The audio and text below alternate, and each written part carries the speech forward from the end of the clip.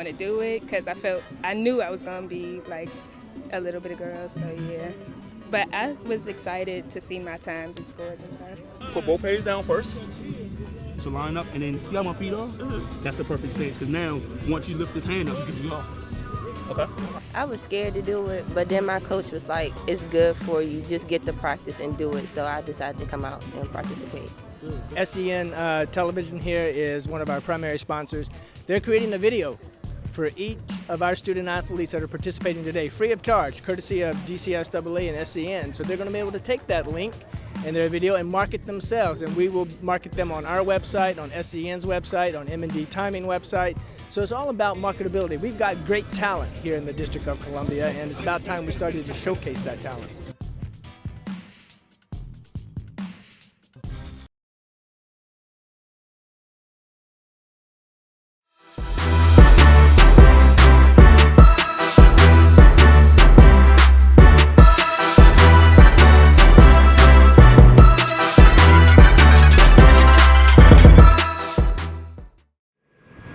Welcome back to That Sports Dude. Let's jump back into the DCIAA Championship Rewind.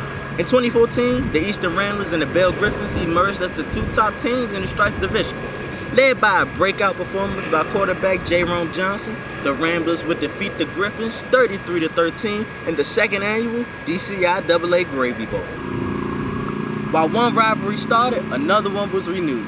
The H.D. Woodson Warriors and the Blue Knights met back in 2009 and were back at it again in 2014. Not giving up and play 100% every play. Hey, this is the ultimate team sport in my view. So the ultimate prize is to play for a championship. So this is what you practice for all year. Down the rock. It's down on that.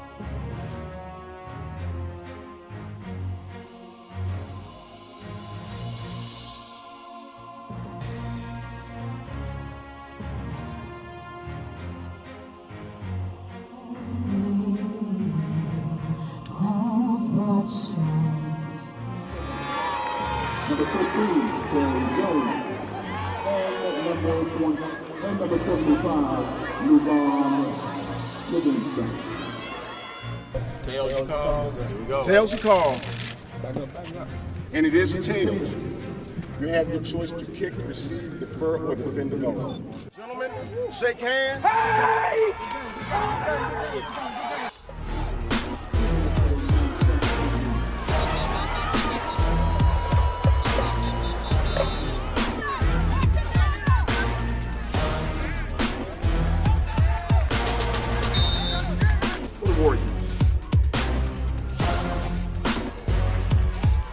Touchdown, the Warrior. 21-yard line for the Knights.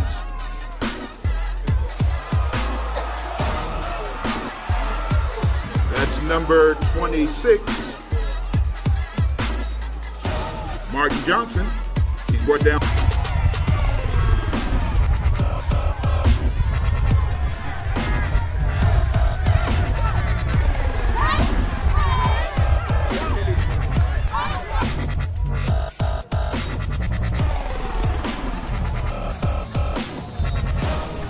That's a fumble. That's Stone on the carry.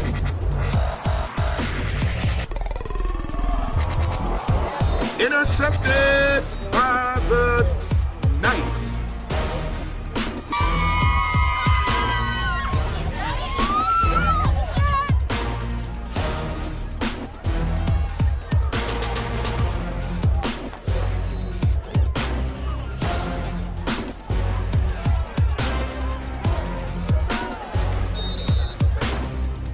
First and 10 for the Warriors.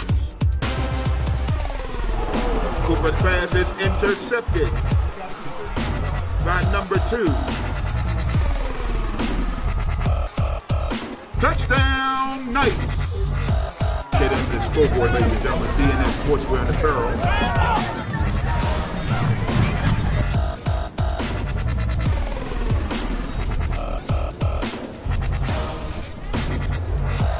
Number 11 on the carry.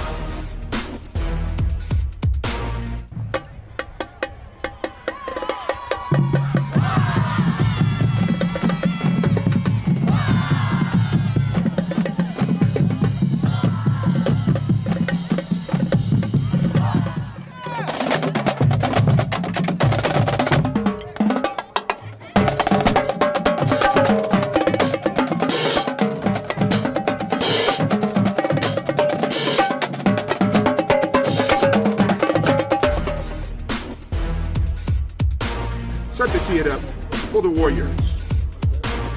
It's number 4. It's number 11 on the carry, on the return.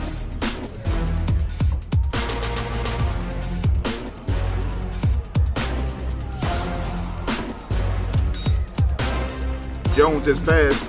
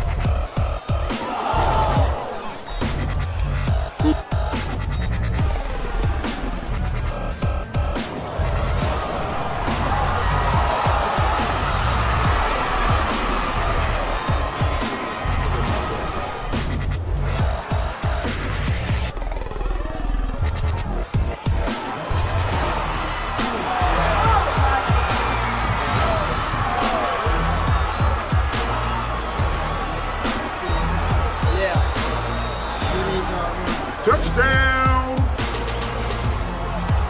Nice.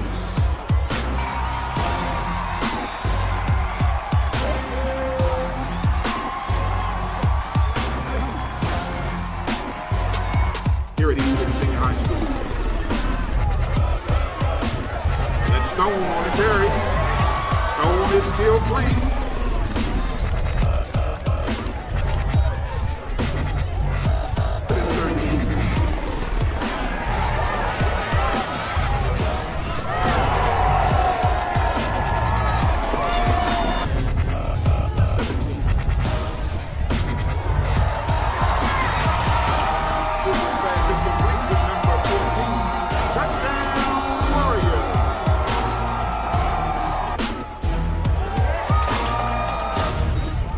Number 11.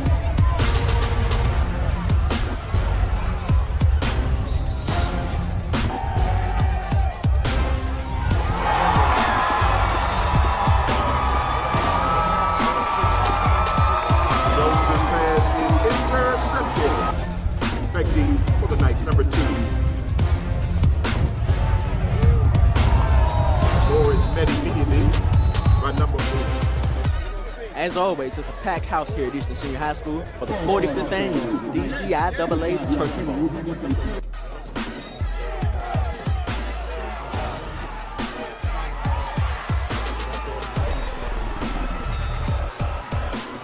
Jones's pass is complete.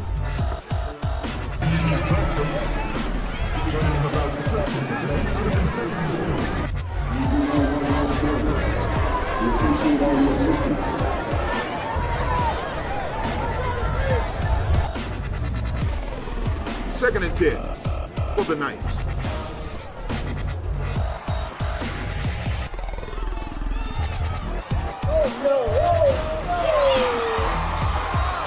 Jones's pass is intercepted in the end zone by the Warriors.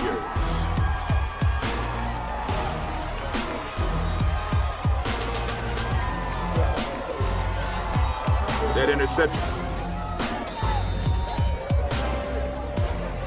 Once again, ladies and gentlemen, if you would like copies of the official stats of today's game, please pick them up in the press box. Ladies and gentlemen, we'd like to have you please remain and refrain from entering the field of play. Our trophy presentations will take place immediately following the game. That's the end of the ball game. 45th annual DCIAA Turkey Bowl champion. Congratulations to the H.D. Woodson Warriors.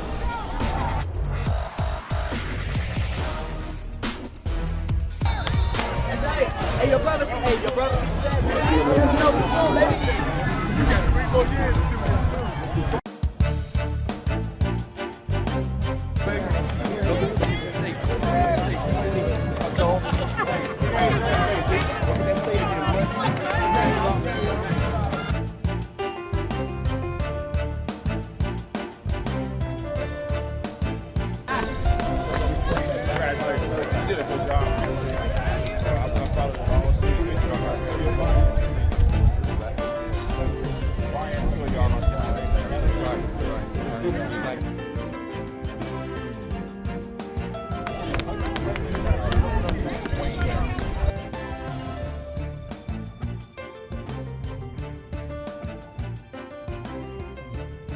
Firstly, congratulations, Coach Steve, on another Turkey Bowl victory. What was the game won for your team? We won in the trenches. Our line, ultimately, at the end of the day, we had a running back, 27 carries, 138 yards, and then, we were able to establish our running game so well where we got the play action pass, and we had to sleep our tight end out there a couple times. So they came up big at the end. So, but I give all credit to Ballou. They fought hard to the bitter end. They had that never give up, type of effort out there. So at the end of the day, it was a great. That's what the fans got what they wanted, a great game. Again, man, congratulations.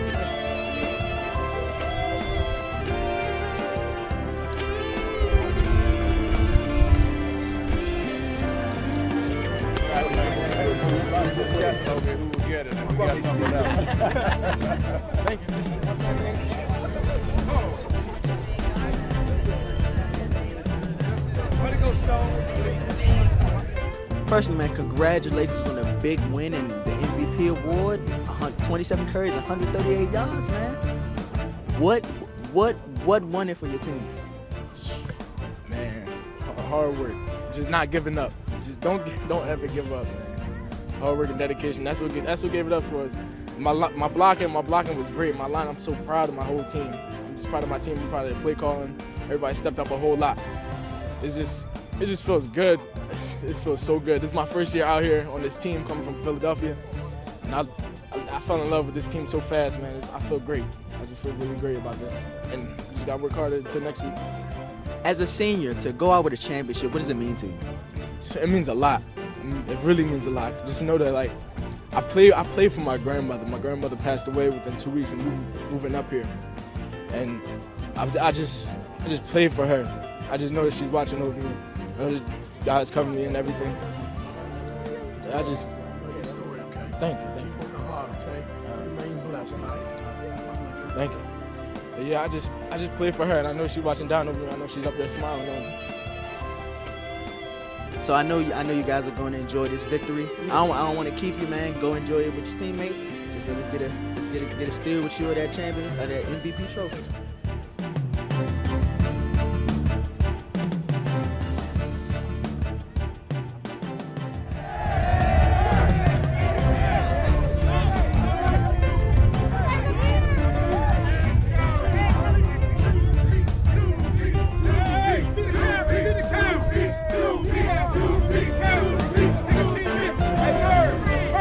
Exciting game, no doubt. Warriors win it 16-14 as they go back-to-back. After this break, we're going to focus on last year's Turkey Bowl and Gravy Bowl championships. Don't be rude, y'all. Making sure you keep it locked on that sports dude. We'll be right back.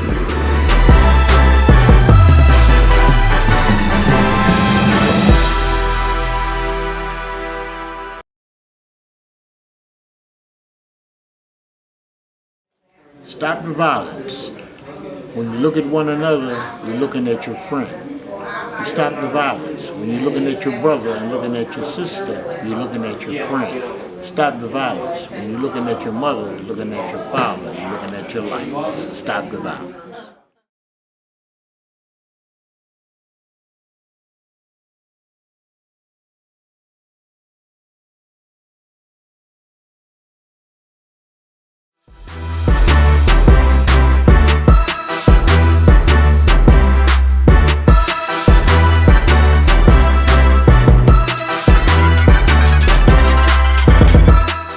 Welcome back to that Sports Dudes Season 4 premiere. Our championship rewind is almost complete, and we're gonna keep it going, y'all. But first,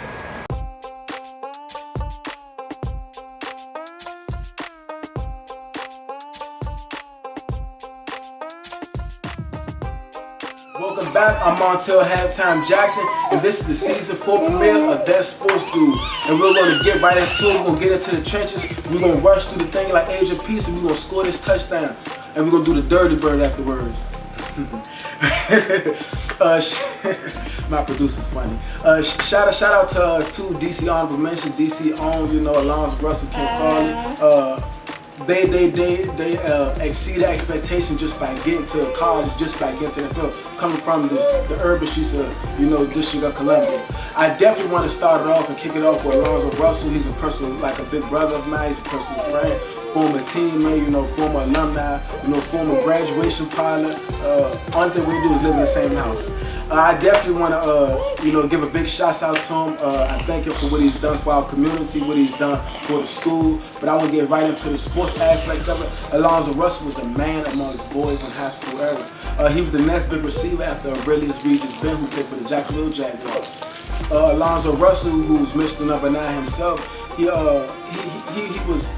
wasn't the fastest receiver coming out of high school, but he had hands of gold, hands of bronze. He had good hand coordination. If I had a nickname, I would call him a ball eagle, second level ball head.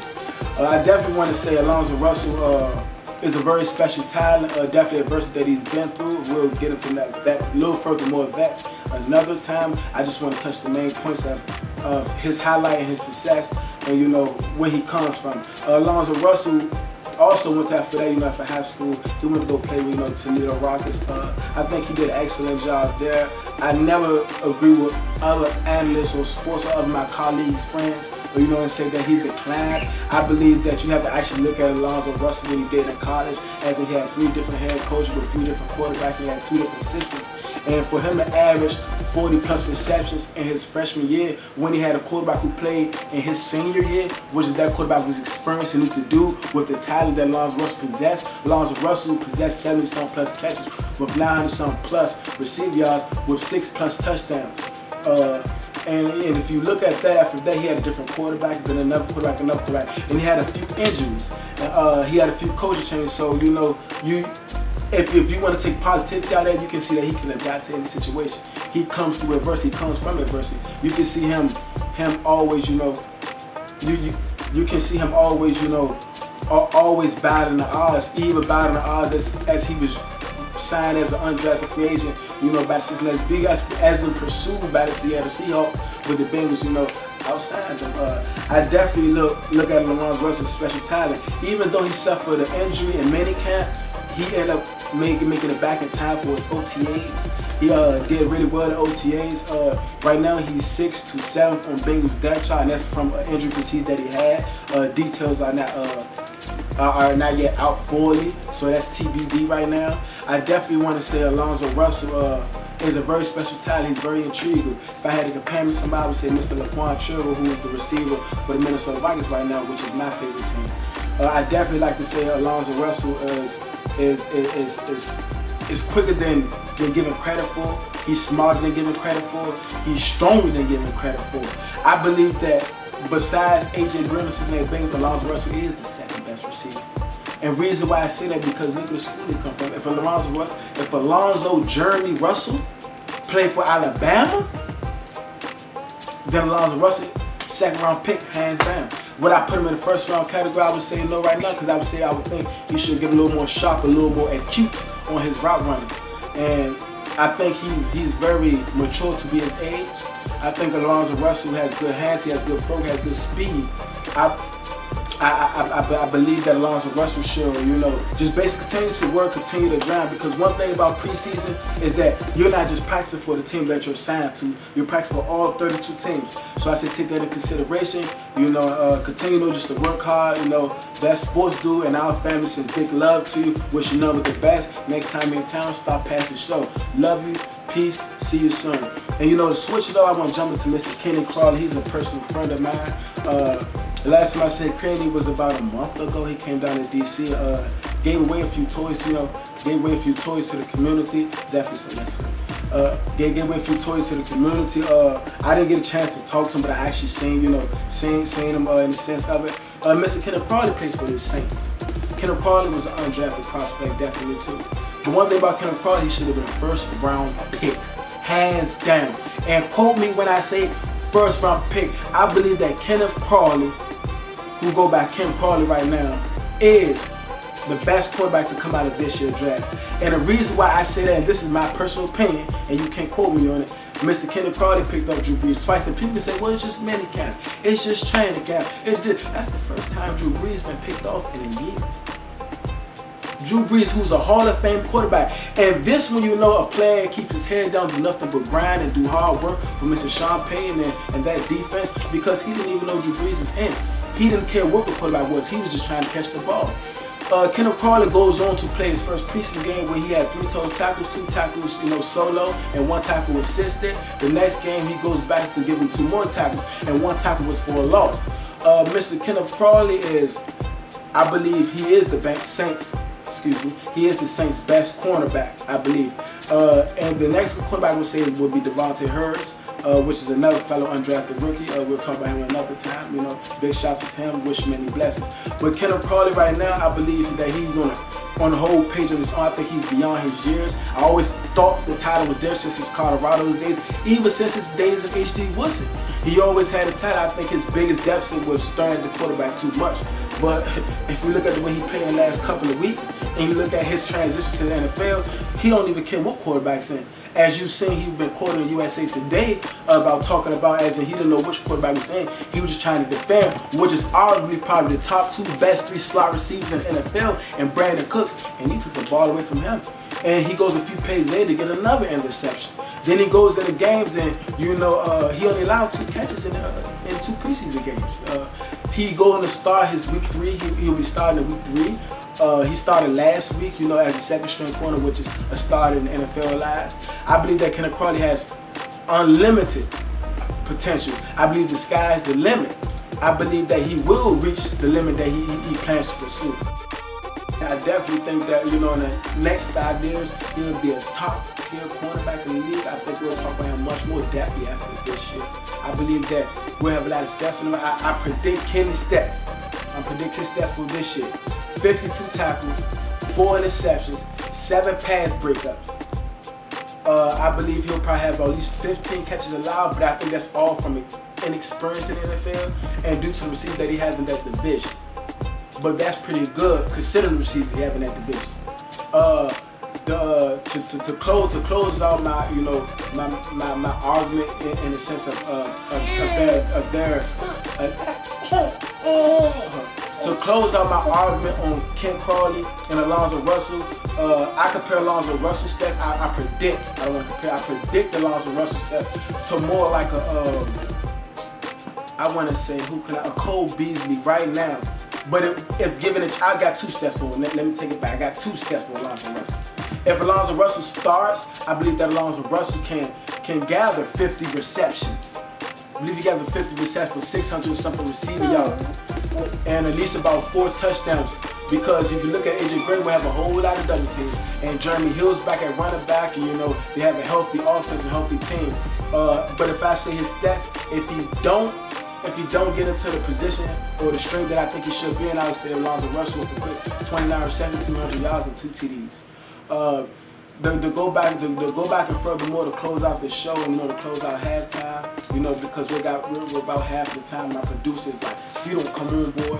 But definitely, I want to give big love to the DCIAA sports world, give big love to NFL, NCAA, definitely Toledo Rockets, Cincinnati Bengals, New Orleans Saints. On behalf of that sports dude, I'm Montel Jackson. We love all y'all. Peace, love, McDonald's. Thanks for that, Mr. Halftime. In 2015, the H.D. Woodson Warriors were going for their second 3-peat in 8 years, while the Woodson Tigers looked to get some payback in 2013. Sophomore QB Khalil Wright led the way with 5 first-half touchdowns as the Warriors dominated 40-24. Make sure you stay tuned because we'll see the final showdown of the Stripes Division rivalry. We'll be right back. This is that sports dude. Keep it locked, y'all.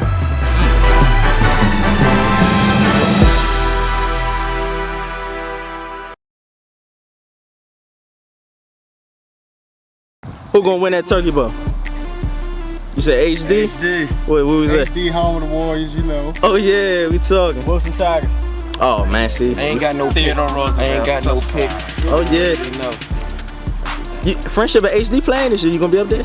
Yeah, I'm gonna be there. Oh yeah. HD. Wilson Tigers.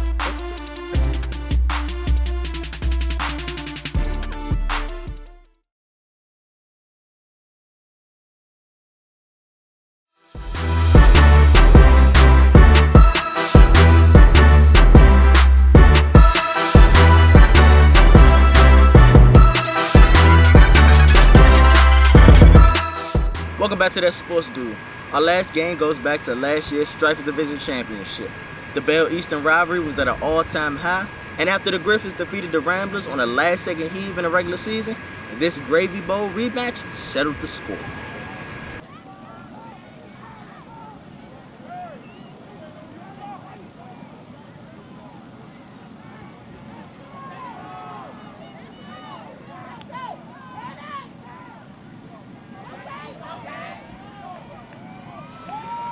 That's number 9 on the carry, John Johnson.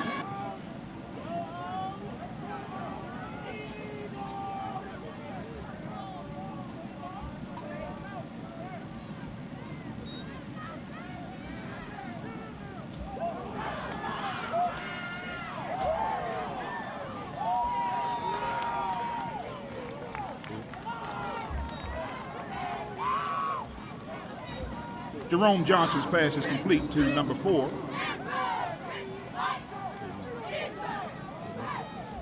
Correction, complete to number 1, Angelo Tyree.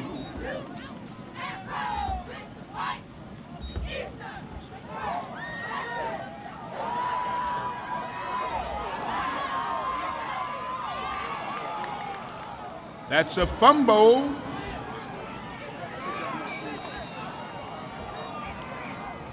That fumble is recovered by number 4 for the Griffins, D'Angelo Huff. At the helm for the Griffins, number 2, Marlon West.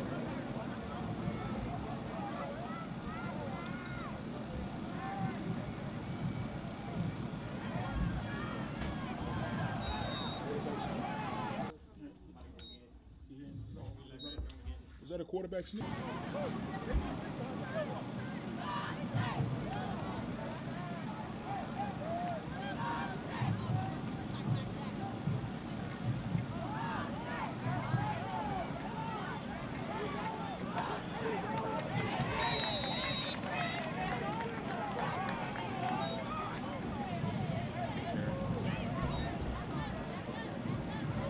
That's number 3 on the carry,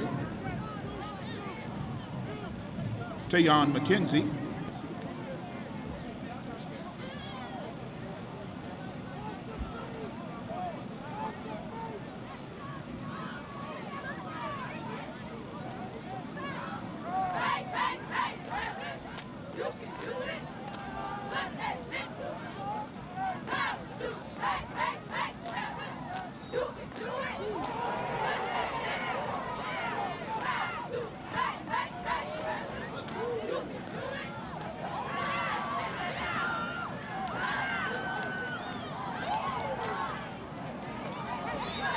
That was a booming punt by number 9 for the Griffin.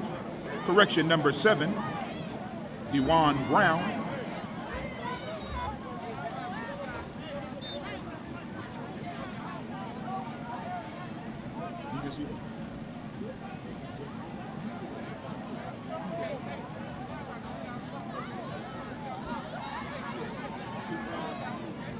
Yes, sir.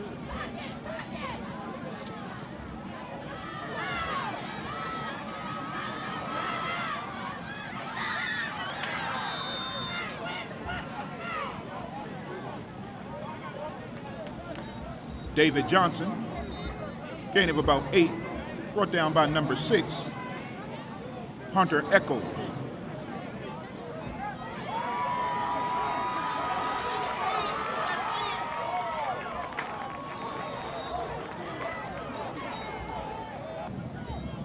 Loss of about 2 yards on the play to bring up a 2nd down and 12.